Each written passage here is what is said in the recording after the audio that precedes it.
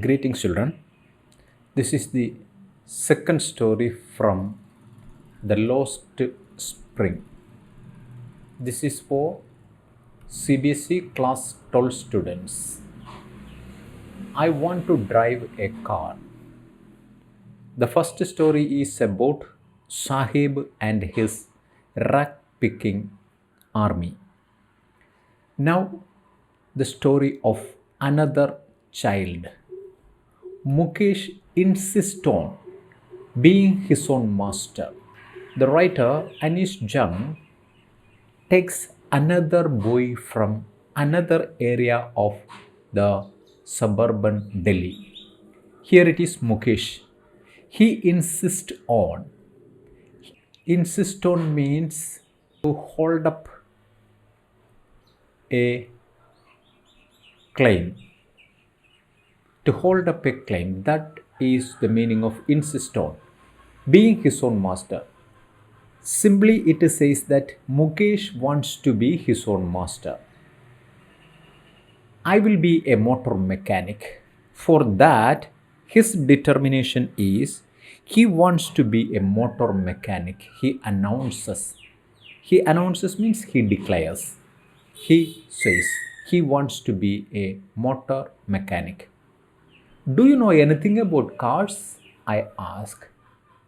When this boy expresses his desire to become a motor mechanic, author asks him, did he know anything about cars? Then he replied, I will learn to drive a car. First, he will learn to drive. He will learn how to drive a car. He answers with confidence, looking straight into my eyes. Now, the boys look straight into the other's eyes and says these words. He will learn to drive a car.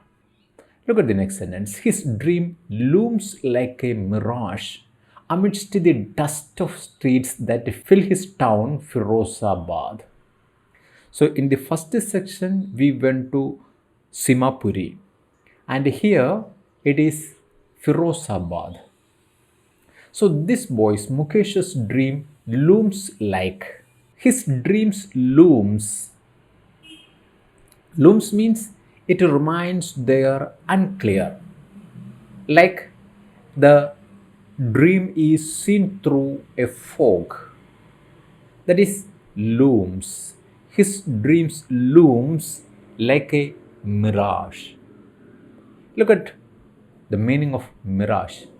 This phenomenon, it's a kind of hallucination, or we can say that it's an illusion or a delusion, or it is simply a vision, not the reality. That is mirage. So his dream is only a mirage that looms at a distance in the dusty city of Firozabad. Firozabad. That is the writer wants to convey through these sentences. So Mukesh's dream to become a motor mechanic remains or looms like a mirage. And Firozabad is famous for its bangles. So Firozabad is a bangle making town, and it is famous for these bangles. Every other family in Firozabad is engaged in making bangles. So if you go in Firozabad, you can see that every other family, which means every single family in Firozabad engages in making bangles. It is the center of India's glass blowing industry. This glass blowing industry, this is the center. Firozabad is the center of India's glass blowing industry. Glass blowing here means the bangle making, because most of the glass bangles are made here in Firozabad. So it gets the synonym of the center of India's glass blowing industry, where families have where families have spent generations working around the furnaces. So, the glass blowing industry of India and its center is Firozabad. Here, generations of family working around the hot furnaces of Firozabad. They doing the work of making bangles for all the women in the land. It seems that for the entire India, the glass bangles are made from this town of Firozabad because everyone there engages in this industry. Come to the next paragraph. Mukesh's family is among them. This Mukesh has said us that he wants to become a motor mechanic, and his family is also one among these bangle making community. None of them know that it is illegal for children like him to work in the glass furnaces. None of the people, especially those who run these glass blowing furnaces or industry, they do not know that it is illegal. Illegal means that is against the law for children like him to work in glass furnaces with high temperature. So many children are working in these glass furnaces because these glass furnaces produce high temperature. It is a risky and a hazardous industry with producing lot of temperature. It is injurious to children's health, especially children under the age of 18. So nobody there knew the fact that it is unconstitutional, it is illegal to make these children work in these furnaces with a high temperature. They work in dingy cells without air and light. Dingy here means very dirty,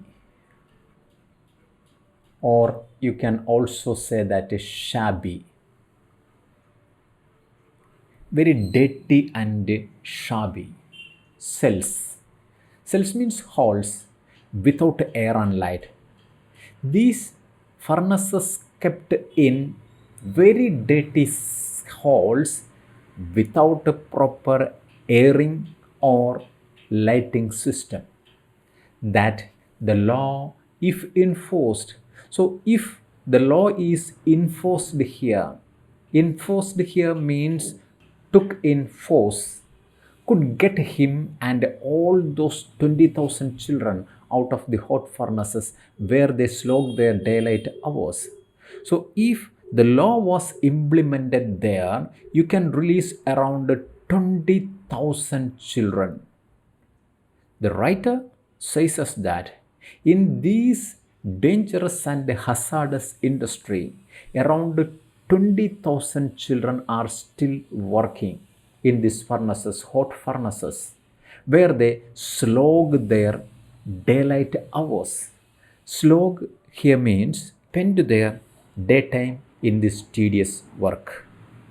Come back to the story. Their daylight hours, often losing the brightness of their eyes. The ultimate result with these children is many a time these children lose their brightness of their eyes. Brightness of their eyes here means their eyesight. They lose their eyesight at a very early age. That is the prime danger these children have to face. Look at next sentence. Mukesh's eyes beam as he volunteers to take me home, which he proudly says is being rebuilt. So once Mukesh, when he volunteers to take me home, when he takes the order to his home, His eyes beam. Beam means shine. When he takes the other or when he leads the other to his home, his eyes shines because he proudly says his house is being rebuilt. So he wants to show the author his rebuilt house. So his eyes shine when he leads me or leads the author to his house. We walk down stinking lanes. He leads the author along the stinking lanes choked with garbage. Stinking means with bad smell, bad smelling. That is stinking lanes. Lanes means the roads, the streets are stinking. They are emitting bad smell and they are choked with garbage. Choked means everywhere it is filled with garbage. Past homes that remain hovels. So we passed many homes. Actually, they are not homes, they are simply hovels, small sheds, or we can call it huts. We passed many such hovels with crumbling walls. These hovels have only crumbling walls. Crumbling here means breaks of walls, wobbly doors. With wobbly doors, wobbly here means very shaky doors, no windows at all, crowded with the families of humans and animals. You can see here the coexisting of humans and animals like in a primeval state, like in the primitive stage or belonging to the first stage. It looks like the first generation of humans living here with their animals. So that is the meaning of primeval state here. Like the first generation of humans, here coexist humans and animals in these hutments. Look at the next sentence. He stops at the door of one such house. Yes, finally, Mukesh stops at the door of one such hutmate, bangs a wobbly iron door with his foot. Then what he did was he bangs. Bangs means knocks or thuds or blows. One such door, wobbly door. Wobbly means unsteady or shaky or unstable or unstable door. He with his foot and he used his foot to knock at the wobbly iron door and then pushes it open. So he kicks open the door and later he pushes with his hands. He pushes with his hand and open it. We enter a half-built shack. Shack here means a hut or a hovel or it's a shed. A half-built shack we entered. So finally, the author entered the half-built shack along with Mukesh.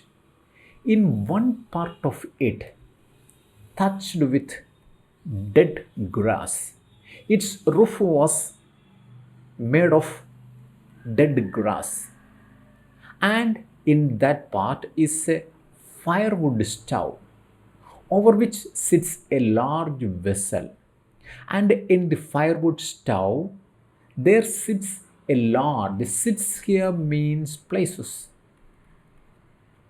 a large vessel of sizzling spinach leaves. One lady is frying the spinach leaves on a large vessel on a firewood stove. This is the first sight the author notices at Mukesh's house. As she enters, she sees a woman cooking in a large vessel of sizzling spinach leaves. On the ground, in large aluminum platters, are more chopped vegetables. She also notices on the ground in large aluminum platters, in aluminum plates, more chopped vegetables. Chopped here means cut vegetables. It is ready to cook vegetable pieces, she notices. A frail young woman. Frail here means very thin and unhealthy. A very thin young woman is cooking the evening meal for the whole family. A frail young woman is cooking evening meal for the whole family. Through eyes filled with smoke, she smiles. So she is cooking the evening meal and her eyes filled with smoke. Yet, when she sees the author and is young, she smiles. She is the wife of Mukesh's elder brother. Immediately, she converses with her and understands that she is Mukesh's elder brother's wife, not much older in years. But in reality, she is not a matured girl. She doesn't have the marriage age at all, not much older in years. She has begun to command respect as the Bahu, the daughter in law of the house, already in charge of three men. She is considered as the daughter in law of the house, and she is already in charge of the three men there, her husband, Mukesh, and their father, the father of Mukesh and his brother. She is in charge of these three men. In charge of here means she has to cook and provide all the needful things for these men in her house. She is the responsible person in the house to give food, to prepare food, and serve it to these three men. When the older man enters, when Mukesh's father enters there, she gently withdraws behind the broken wall.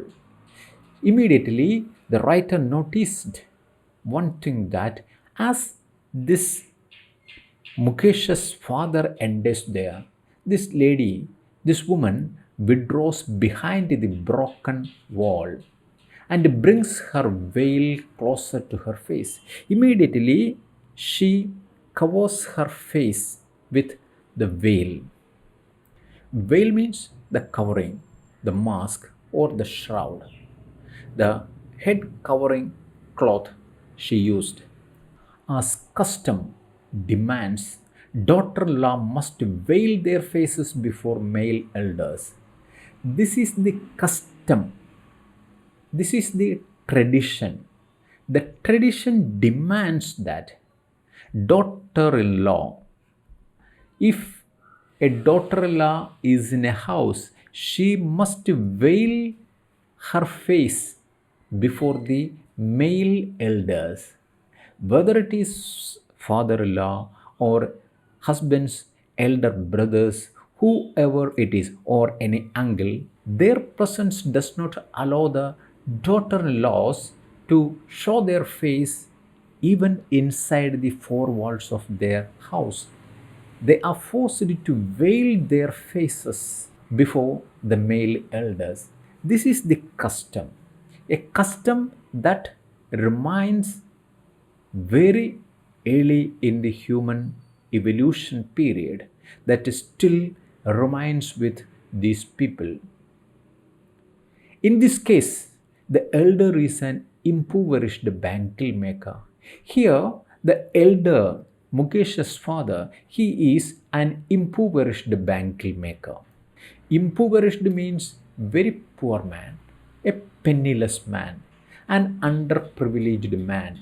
Penniless means without any penny, without any paisa. That is penniless, underprivileged man. That is impoverished bangle maker. Look at the next sentence.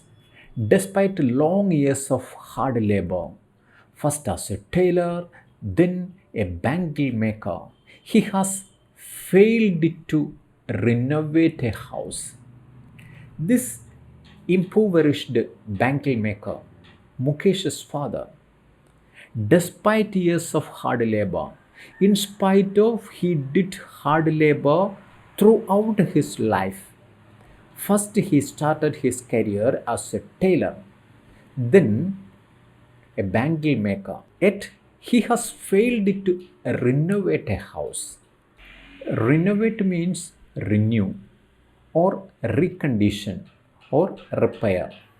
He failed to renovate or repair his shackle. Renovate a house, send his two sons to school. Send his two sons to his school here means he has failed to. He has failed to send his two sons to school. This is what he reaped of his labor, a labor of a lifetime. All he has managed to do is teach them what he knows, the art of making bangles. The only thing he has managed to do for his children is he taught them how to make the bangles because he knows only this art that he imparts to his children. Look at the next paragraph. It is his karam, his destiny. The Hindi word karam here means the destiny. It is his fate. It is his fate or ill fate, says Mukesh's grandmother. Another character here we come to meet Mukesh's grandmother, and she says that it is her destiny or it is his destiny. It is Mukesh's father's destiny, who has watched her own husband go blind with the dust from polishing the glass of bangles. This woman, this grandmother, who has watched her own husband, that is Mukesh's grandfather, go blind with the dust from polishing the glass bangles. As they did this glass bangle polishing work, the minute dust particles from that polishing work that caused the loss of his eyesight. This woman saw her husband went blind in front of her. Then she says, can a God given lineage ever be broken? This is the attitude of the older generation of these bangle makers. They simply consider it as a traditional work, a traditional job. They call it as God given lineage. And they are asking, can a God given lineage ever be broken? This is the system of thought, way of thought these people set in their minds.